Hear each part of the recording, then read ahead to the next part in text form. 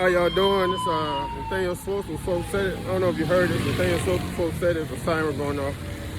But right now, I'm in Accra, and I'm on a 4-mile walk from Moving Pick Hotel to African Regent. It's a straight shot down Independence Boulevard, Independence Avenue. And, shut up to Moving Pick. Took a cab just to meet some of the old friends I met last time. That's why I stayed at Moving Pick last time I was in Ghana. I'm at African Region, so I just thought, why not walk it? Straight shot down Independence.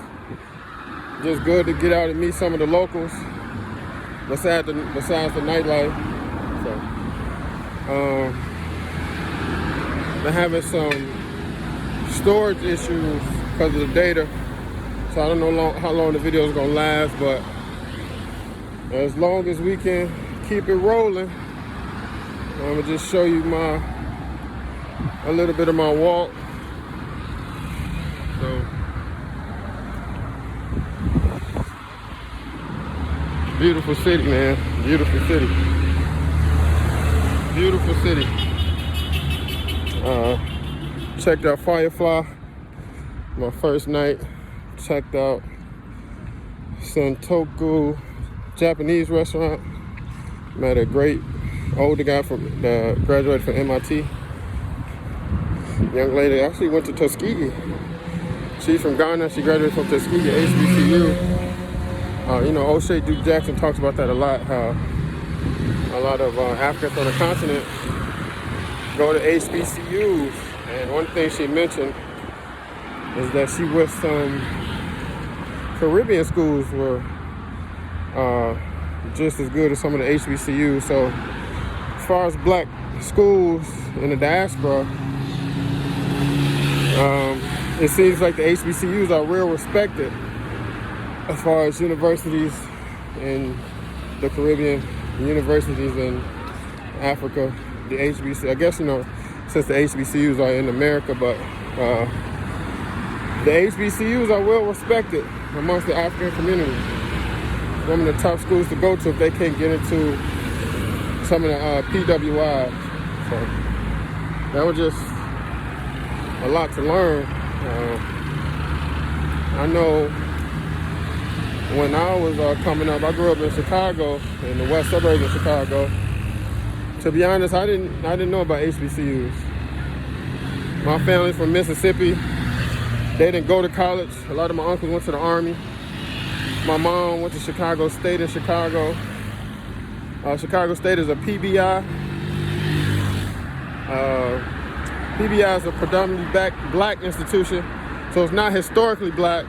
Chicago State started off as all white. Because of the neighborhood change, it's all black now. Walking past the embassy. Actually not supposed to have cameras on the embassy, so just keep it on me. But yeah, it was just finding out some great information of how well respected HBCUs are on the continent. Went to Afrochella last night. Amazing experience. A lot of people was upset that Burna Boy didn't come out. He's supposed to come out tonight. I'll probably check out Afro Nations tonight, though. Probably won't go to Afrochella. What else? I was checking out Skybar tonight at 8. The really, really nice restaurant. Moving Pick is a really nice hotel, but African Region is not as nice as Moving Pick. But the location, African Region is right by the Accra Mall. It's right by Skybar. It's right by Santoku. Like 2 amazing restaurants in walking distance, and it has a bridge right over the highway. It's right by the highway. So I took a young lady out to the Japanese restaurant, and then took her to the nice little walk on the bridge. It was nice. So African Region is not as nice as Moving Pick, but the location of the African region is amazing. Everything is over there. The mall's walking distance, 2 great restaurants, and spread right out the expressway. Nice little bridge, take for a date.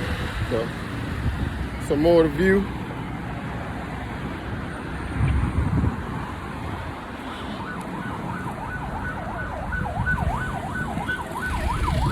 Again on a 4-mile walk. I know for sure. I get my body together, man.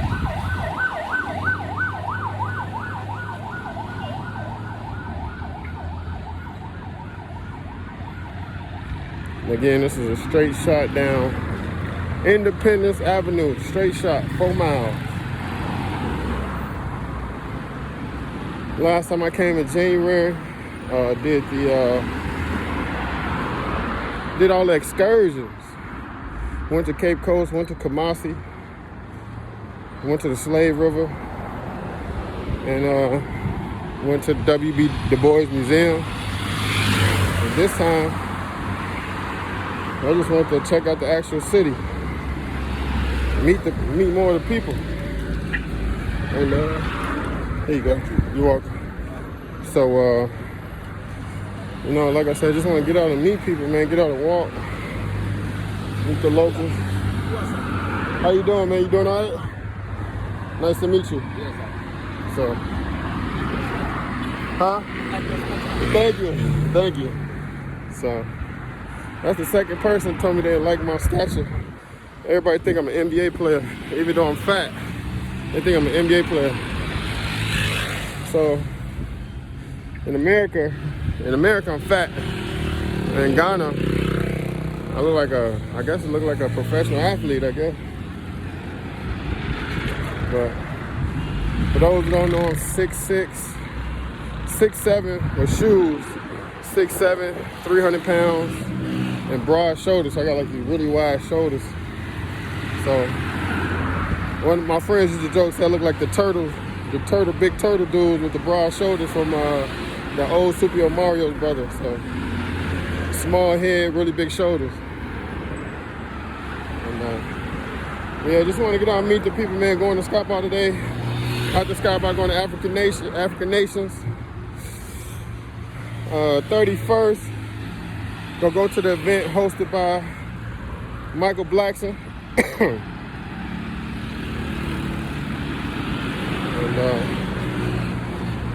I actually haven't made too much content within the last couple weeks as far as like me talking. Been going through some mental stuff. My mom's birthday was November 13th, and she passed away 2 years ago, and she passed away on December 13th. So from early November, December now, it's just been a mental struggle, and I just haven't been able to make too much content during that time. So while I'm on this walk, I thought I'd get on the camera. But yeah, so that's what I've been going through last 2 months. Just thinking about my mom, just thinking about my life. And there's been a mental struggle. But during that time, got to get on the lead attorney show, and that dude is amazing.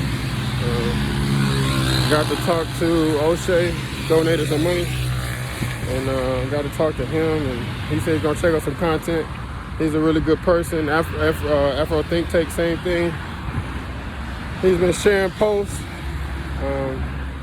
Just really appreciate the manosphere on YouTube. A lot of black men need mentors. My dad wasn't around. He tried to be around now because I'm doing well. Didn't really have too many male figures in my life. Some I had came and gone. They're my mom's boyfriend, so they would come and go. We was always moving different schools. I went to about 5 different elementary schools, 2 different high schools. So build a connection with male teachers. And then you move again. You get a best friend. then you move again. So, kind of how my life was. A lot of men in and out my life. Or I have a mentor teach me a lot. Maybe I go about some things the way he don't like, and they just leave my life. So, people just drop out. I guess you can say abandonment issues.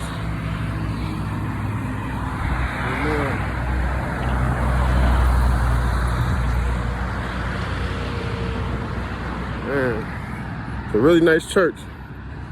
Church of Jesus Christ. That's a nice church. It looks better than the whole city. But yeah, so the guys in the manosphere, and you know, I'm not sure if Afro Think Tank is in the manosphere, but just thank you to him, O'Shea Duke Jackson, Kevin Samuels, Alpha Male Strategies, Steph is Cold. I'm starting to get into more and more people, and each and every day. Patrice O'Neal,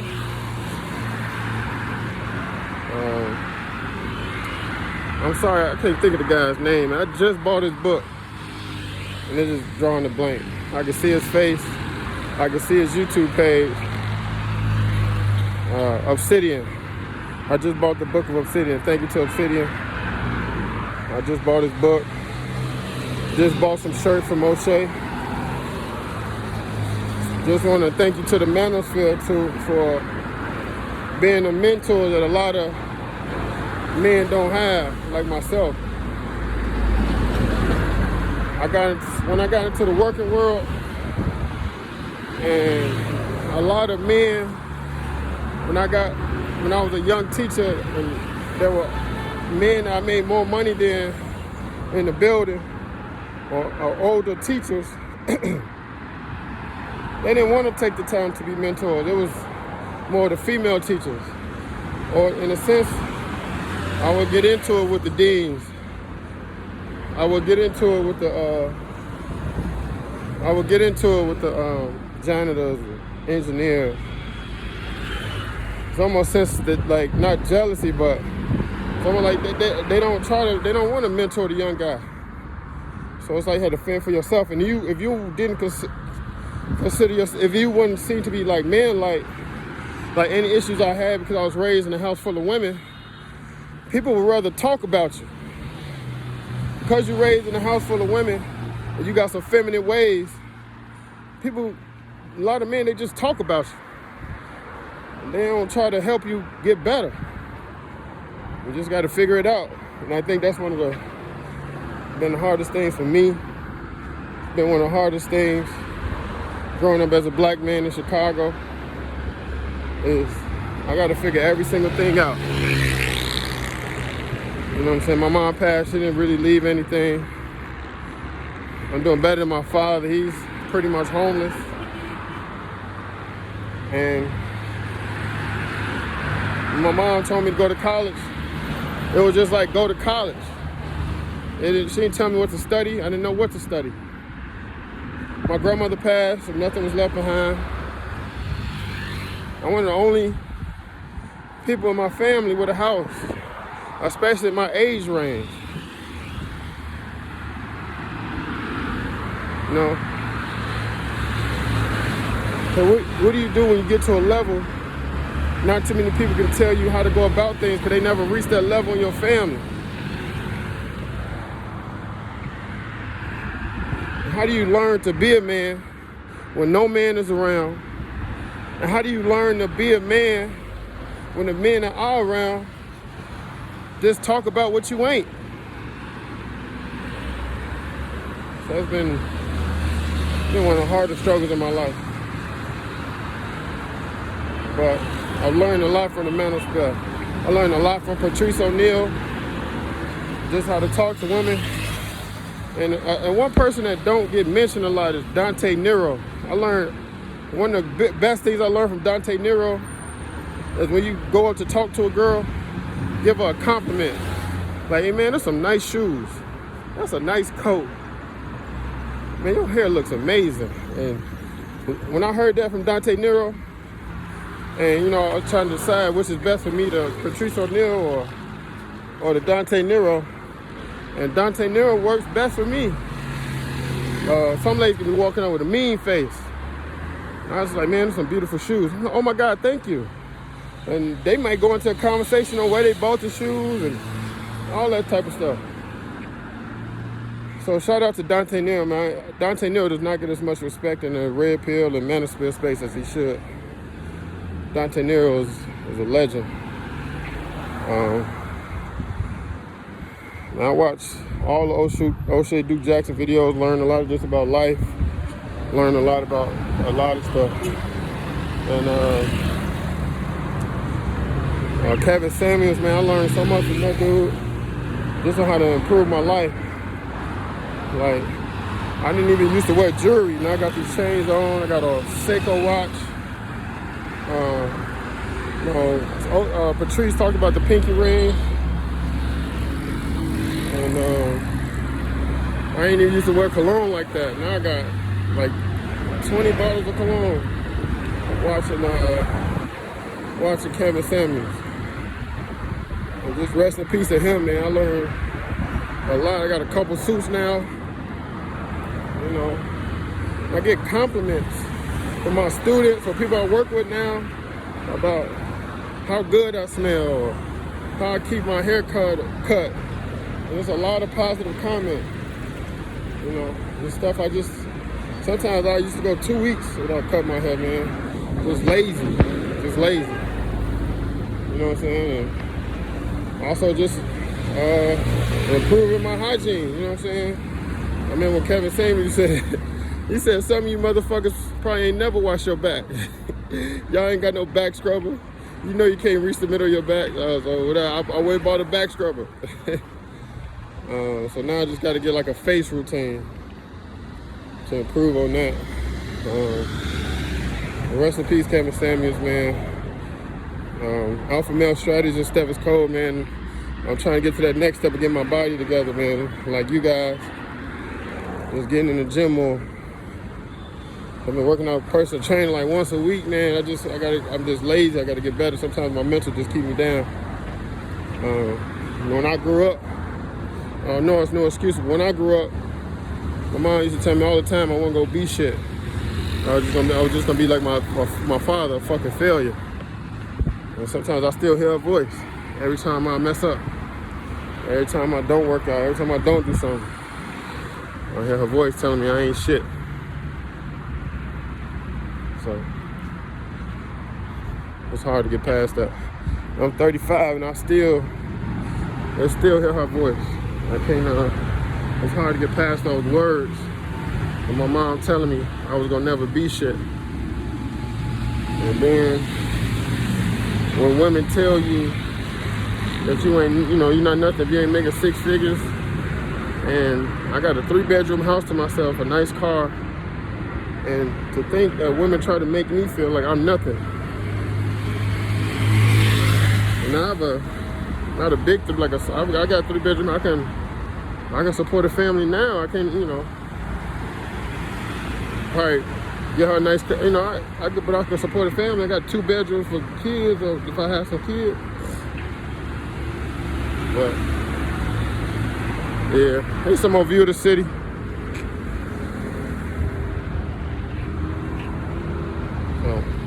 But yeah, man, I've been really wanting to make a video saying thank you to the manosphere for a long time. Thank you to O'Shea, lead attorney. Learning so much from the lead attorney as far as getting prenups. And not being too overconfident, thinking you're the prize as a man. That was a good video. And just learned a lot from the lead attorney as far as maybe retiring early. Not working 30 to 40 years, maybe retire at 20 years. You know what I'm saying? Take my pension out and move to another country and enjoy life.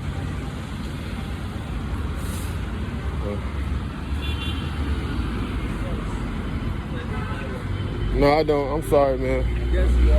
I don't have anything. Thank you. But yeah, that's it, man. This is a nice underpass. Nice underpass.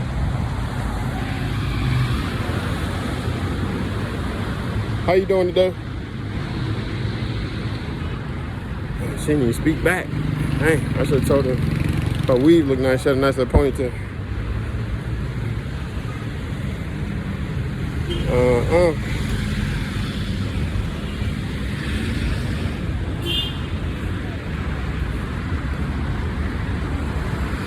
Overpass, bridge. How you doing? This is beautiful right here. Yeah, man, I've been wanting to make a video just telling my life story. And one of my students told me, he's like, you need to tell your life story. And I'm telling my life story and anything to the manosphere. So I guess I'm kind of doing it all in this video. You know, my father used to beat the crap out of my mom, beat the crap out of me and my sisters. My mom and my older sister used to fight all the time. My father molested my older sister, which is his stepdaughter. So that witnessed my father molesting my sister. And there was another issue. My dad had a girlfriend who had a grandson. And I don't know why, but my dad used to tell a little dude to punch me in the private parts. So the little dude would sometimes run and punch me in the private part. One time he hit me so hard that he damaged me. So I don't want to get into the specifics, but that's some of the things I went through in my life. So I don't even know what the proper word for that is. Mutilation. But my own father damaged his own son's private parts. Then witnessed my father molest my older sister. My mom was she was heavy on the drugs as far as weed and cocaine-laced weed. My older sister now is an alcoholic. She drinks every day, get drunk every day. Me and my younger sister don't really get along. So those are some of the mental struggles I dealt with growing up. That's some of, besides all the other stuff dealing with women and dealing with other black men and growing up in a house full of women. Those are some of the biggest issues. When I went to Chicago State, my freshman year, of course, I stayed in the dorms. I go back to my mom's house. We got to the point my mom lost her apartment. She moved in with my grandmother. I came home I believe it was for the summer. Got into it with my older auntie who was living there too. And my grandmama kicked me out the house. I had to pack all my stuff up. Went to my girlfriend's house. We wasn't getting along. My girlfriend put me out of her house. So I went to stay with one of my frat brothers. So that night I was driving around the city with nowhere to go. So I slept on my frat brother's couch for a couple of days. So I was pretty much homeless. Moved in with my father. He had a crib at the time. I got kicked out of his crib. When I graduated college, me and my girlfriend broke up. And I was sleeping on my mentor. I had a mentor at the time. I was sleeping on his basement floor for about 2 months, I think. About 2 months I slept on his basement floor until I saved up enough money to buy me. I slept on his, I don't know if you got that part. So when I graduated college, I broke with my girlfriend. She kicked me out of her house. I slept on my mentor's basement floor for 2 months. So I saved up enough money to buy a car and get my own apartment. So